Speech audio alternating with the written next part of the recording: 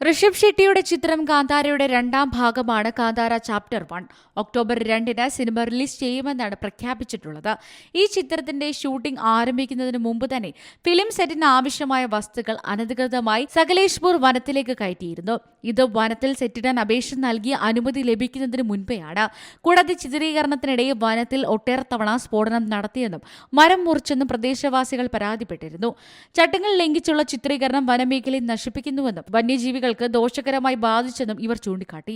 ഇതിനെല്ലാമാണ് cinema നിർമ്മാതാക്കൾക്ക് വനംവകുപ്പ് 50,000 രൂപ പിഴ ചുമത്തിയത്. വനസംരക്ഷണവും മനുഷ്യ വന്യജീവി സഹവർത്തിത്വവും പ്രോത്സാഹിപ്പിക്കുക എന്ന ലക്ഷ്യത്തോടെയാണ് പിഴ ചുമത്തിയത്. നിരവധി വന്യജീവികളുടെ ആവാസ കേന്ദ്രമായതിനാൽ നാട്ടുകാർ അടക്കം എതിർപ്പ് പ്രകടിപ്പിച്ചിരുന്നുവെന്നും പ്രശ്നമുണ്ടാക്കിയെന്നുമാണ് വിവരം. ജനുവരി 7 മുതൽ 25 വരെയാണ് സിനിമയുടെ ചില ഭാഗങ്ങൾ ഗവിബേട്ട വനത്തിൽ ചിത്രീകരിച്ചത്. Entertainment desk, C Malayalam news. ഏറ്റവും പുതിയ വാർത്തകളും വിശേഷങ്ങളും വിരൽ തുമ്പിലറിയാൻ സി മലയാളം ന്യൂസ് എല്ലാ ഡിജിറ്റൽ പ്ലാറ്റ്ഫോമുകളിലും ലഭ്യം.